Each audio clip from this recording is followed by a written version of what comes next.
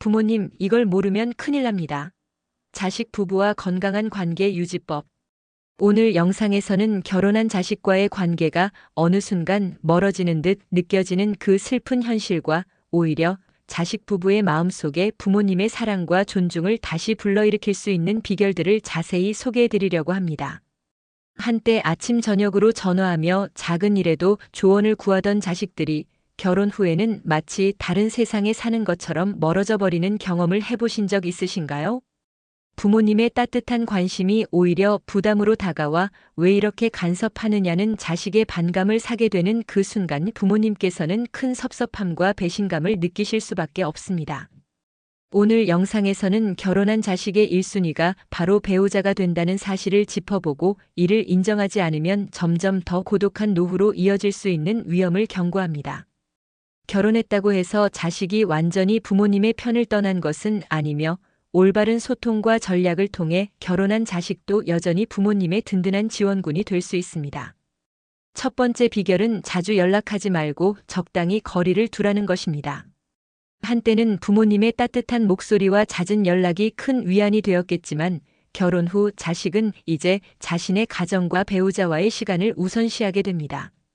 지나친 연락은 오히려 부모님이 내 사생활에 너무 깊이 관여한다는 인식을 심어줄 수 있습니다.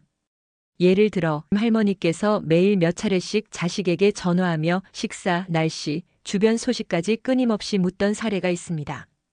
처음에는 정성어린 관심으로 받아들여졌지만 점차 자식은 부모님의 잦은 연락을 부담스럽게 느껴 전화받기 귀찮다라는 반응을 보이게 되었죠. 그러므로 연락은 자식이 먼저 연락할 수 있도록 적당한 거리를 유지하며 정말 필요한 순간에만 짧고 간결하게 이루어져야 합니다. 두 번째 비결은 경제적 지원은 절대 하지 말라는 점입니다.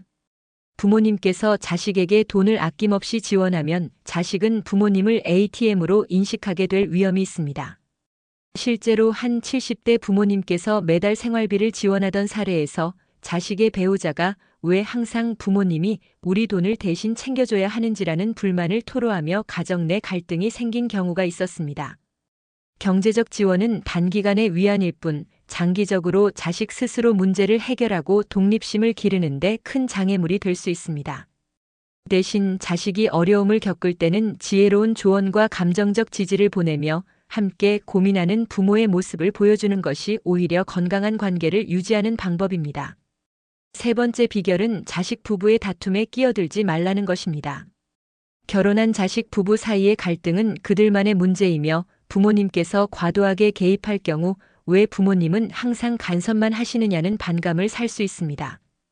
예를 들어 할머니께서 자식 부부가 다툴 때마다 조언을 아끼지 않았지만 결국 자식은 부모님의 말 한마디 때문에 서로의 문제를 해결하지 못하고 오히려 부모님과 멀어지는 상황이 발생한 사례가 있습니다. 부모님은 그저 들어주는 역할에 집중하고 꼭 필요한 순간에만 조용히 지혜로운 한마디를 건네는 것이 좋습니다. 이렇게 하면 자식 부부는 스스로 문제를 해결하는 경험을 쌓게 되고 부모님에 대한 신뢰와 존경심은 오히려 더 커질 것입니다. 네 번째 비결은 자식 부부의 선택을 존중하라는 점입니다. 명절이나 특별한 날에 우리 집에 꼭 와야 한다는 강요는 자식에게 부담감과 스트레스로 다가갑니다. 결혼한 자식은 이제 자신들의 가정을 이루고 있으며 그들만의 방식으로 시간을 보내고 싶어 합니다. 부모님께서 너희가 어디를 가든 상관없다. 우리는 항상 여기 있으니 부담 없이 결정해라라는 여유로운 태도를 보이면 자식은 자연스럽게 부모님을 존중하고 자발적으로 찾아오는 모습을 보이게 됩니다. 실제로 어떤 부모님은 매번 명절마다 강요하다가 오히려 자식이 연락을 끊어버린 반면 존중과 배려를 보인 부모님은 자식 부부가 스스로 초대하며 즐거운 시간을 보내는 경우가 많았습니다. 다섯 번째 비결은 자식의 배우자를 내 편으로 만들라는 것입니다. 결혼 후 자식의 배우자는 새로운 가족의 한 구성원으로 부모님과의 관계에서 매우 중요한 역할을 합니다.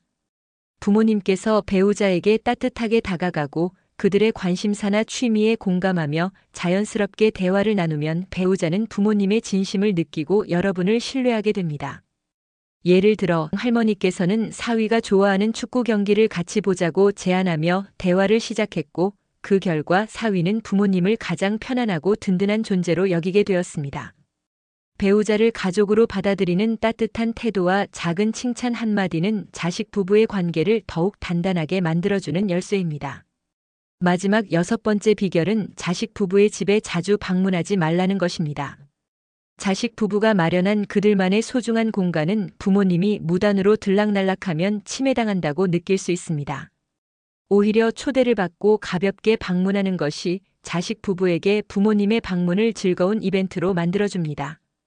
예를 들어 할머니께서는 자식의 집에 아무런 예고 없이 자주 들렀다가 엄마가 너무 자주 오니까 부담스럽다는 딸의 말에 큰 충격을 받았지만, 다른 부모님들은 미리 연락 후 초대를 받으며 짧게 머무르는 방식으로 긍정적인 인상을 남겨 관계를 더욱 돈독히 한 사례가 있습니다. 자식 부부의 집은 그들만의 프라이빗한 공간임을 인지하고 부모님은 그 공간에 들어가기 전에 반드시 자식의 허락을 받는 것이 중요합니다. 이처럼 결혼한 자식과의 건강한 관계를 유지하는 데는 단순한 연락 빈도나 경제적 지원 이상의 섬세한 배려와 존중이 필요합니다. 오늘 소개해드린 6가지 비결: 자주 연락하지 않고 적당히 거리를 두기, 경제적 지원은 절대 하지 않기, 자식 부부의 다툼에 끼어들지 않기, 자식 부부의 선택을 존중하기, 자식의 배우자를 내 편으로 만들기, 그리고 자식 부부의 집에 자주 방문하지 않기. 이 모든 것이 자식과 부모 사이의 건강한 관계를 유지하고 자식이 스스로 부모님을 찾아올 수 있게 만드는 비밀병기입니다.